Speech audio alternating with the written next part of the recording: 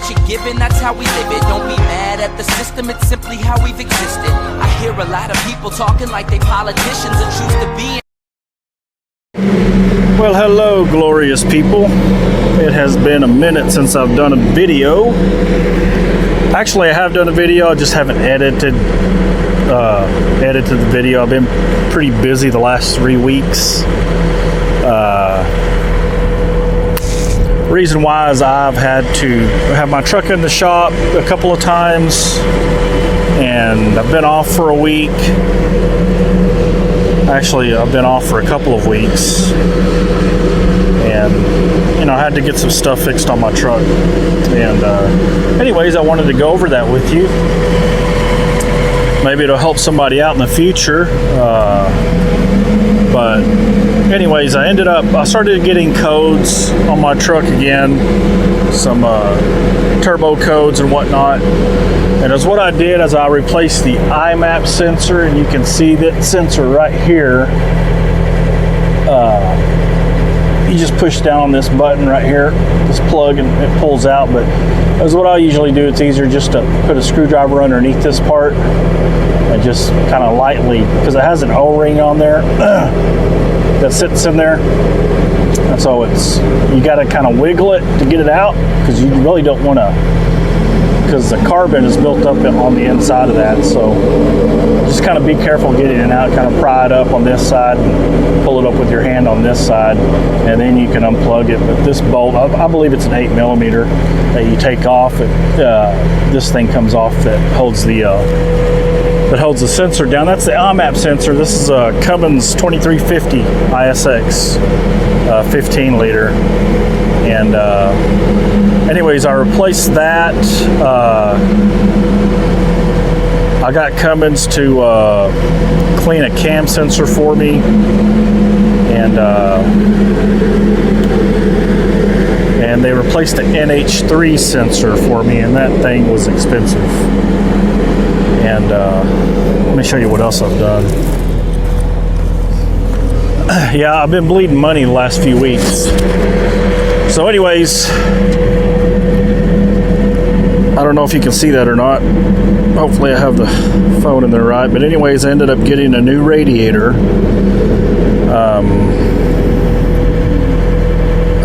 I went through 1-800-Radiator to get it, and I just took it to this shop that that could install it at the time, and they installed it. And I ended up getting well, Cummins told me that I had a radiator leak. I knew I was leaking radiator fluid, but I thought it was from the coolant, from the reservoir. So I replaced the radiator, and after I replaced it, we did a pressure test and discovered that yes, the reservoir was leaking. I had cracks in it, so I had to order a new reservoir, and I put that in. And but I was still getting codes on my truck, and I put this turbo inlet temp sensor in, and I believe this is the NH3 sensor. I could be wrong, that Cummins replaced, and that was the expensive one. That thing cost about $800 for the sensor, and with the pigtail, it cost almost $1,000 to replace that.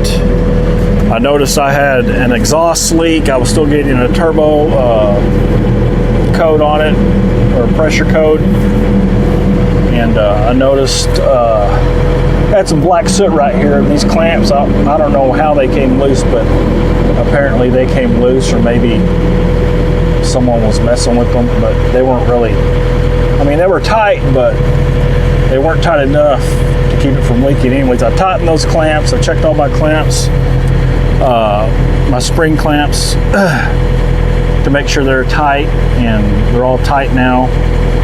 And that turbo code went away after I did that. So I had a slight exhaust leak. Another thing I did was I replaced, I believe this is the back pressure sensor. If you can see this right here, I replaced that, and that wasn't too expensive. The IMAP sensor and this one, they're only like $30 to $40 a piece. And I replaced that. It measures your back pressure coming back through your exhaust. And I went ahead and replaced that because that one had never been replaced on the truck before, and I thought it was, you know, high time that I did that.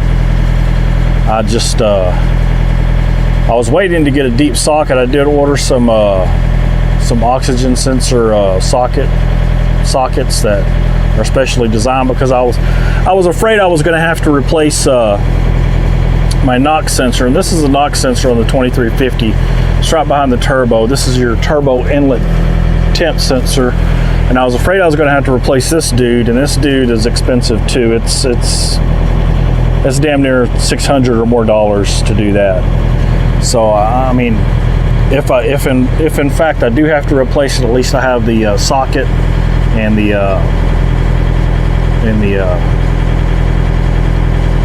what do they call it, the toe claw adapter to take that off and replace it. But I don't need another one of those right now. I thought I did, but I didn't. But one of the things that was annoying me about these codes was I was getting a DEF code too, a DEF, a line heater code, and I'll show you guys what I did on that. And that basically, you know, when you get a line heater code and one of your lines aren't working correctly, it basically shuts your it basically derates your engine, and it'll get worse because it stops the flow of the after treatment exhaust fluid from, basically it stops your DEF from working. I noticed that on mine I could still regen while I was parked, so I was doing that every few days, you know, until I could look at it. And I did that, and I ended up replacing my line 1 heater relay. Now this is a Cummins, and I don't know if they have these line heater relays for Freightliners. I don't think they do, but as you can see on here, get a snapshot of that. I don't know if you can see that with the sun, but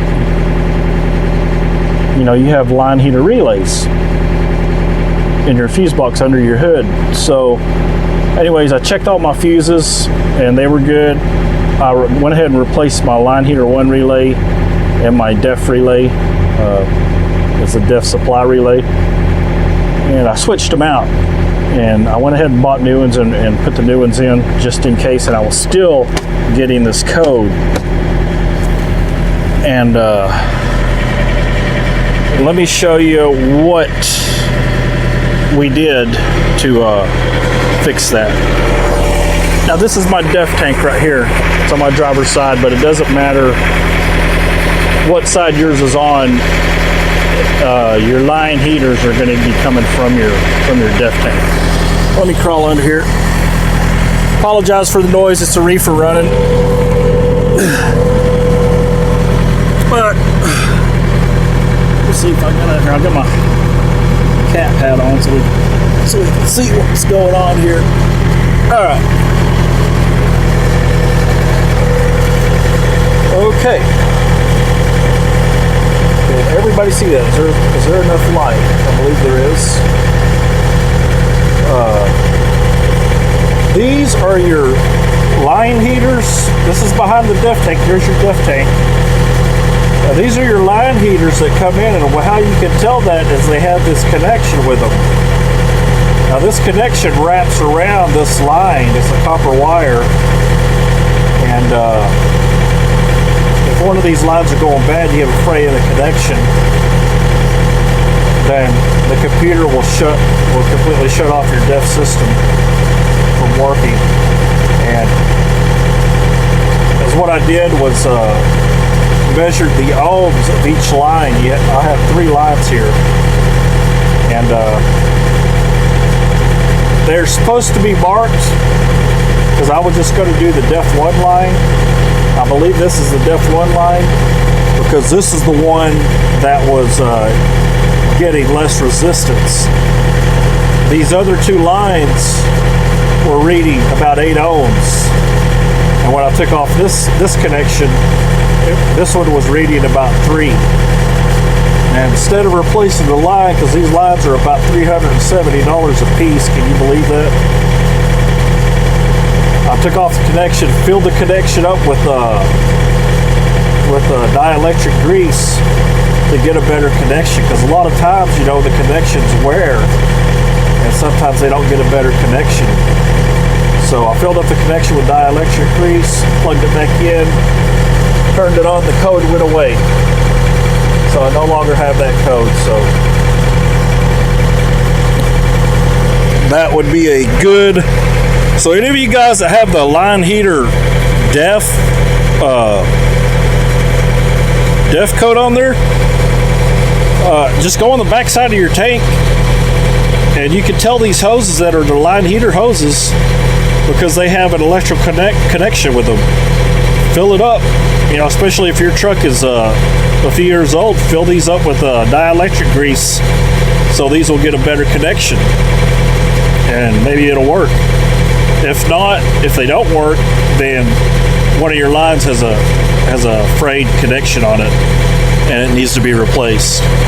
But it works for me now. I'm going to have to order this line and eventually replace it, but it's working right now. It's got a good connection. Probably went 1,000 miles or more after I put in that that grease. Sorry, I'm trying to work my way out from underneath the truck. But I probably put 1,000 miles. I probably put 1,000 miles on the truck since I put that dielectric grease on there. It seems to be working all right. So yeah, I've had some expensive repairs back to back. So I mean, anybody that tells you that, you know, owner operators make too much money, they need to cut back on how much they make. They don't understand the cost of keeping equipment running. I mean, just within the last 3 weeks, I spent $1,000 getting a radiator and having it put in. I spent $300 on the reservoir. I spent $2,000 at Cummins just from that one sensor and put it in the turbo inlet sensor, and they did something. Oh yeah, they cleaned the cam sensor, and then I had to replace these other sensors that I showed you, the back pressure sensor and the IMAP sensor. And also, you know, it took me time to diagnose the DEF. Also, I bought new relays for it. But luckily, I didn't have to buy another hose. So, you know, I ended up spending quite a bit of money on keeping my truck running. And I was down for 7 days.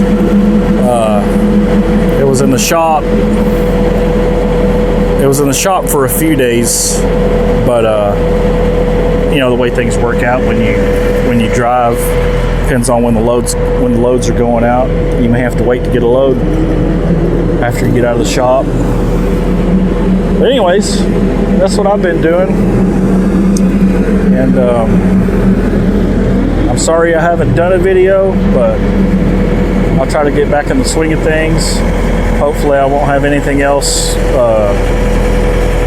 go wrong on my truck. I know I need to wash my engine and degrease it, but as long as it's not real dirty, I don't like doing that too much because you know, it messes with the sensors. I mean, most of the sensors are covered up with the boot wrap, but moisture can work their way in there, and I don't trust those guys at the truck washes to do it. Some of them know what they're doing, but some of them don't. They may spray a sensor down really hard and mess it up. But the truck's running good now. No codes as of yet, so hopefully we'll be okay. And I'm just parking it for the weekend. I'm already loaded, and I'm gonna head out Sunday. I'm going to head out Sunday and take this load down to LaPorte, Texas. So another load to LaPorte, good paying load, and we'll go from there. And guys, remember, Jesus, he is the answer. All right. So I have it on my truck, along with a cowboy sticker. Can't go wrong. You got Dallas Cowboys and Jesus is the answer. Those are two truths.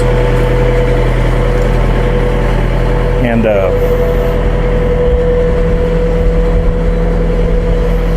anyways, I'll sign off for now, and maybe I'll try to, if I have time, I'll edit a video and put it up. I know I've made a couple of them, but we'll go from there. All right, see you guys later.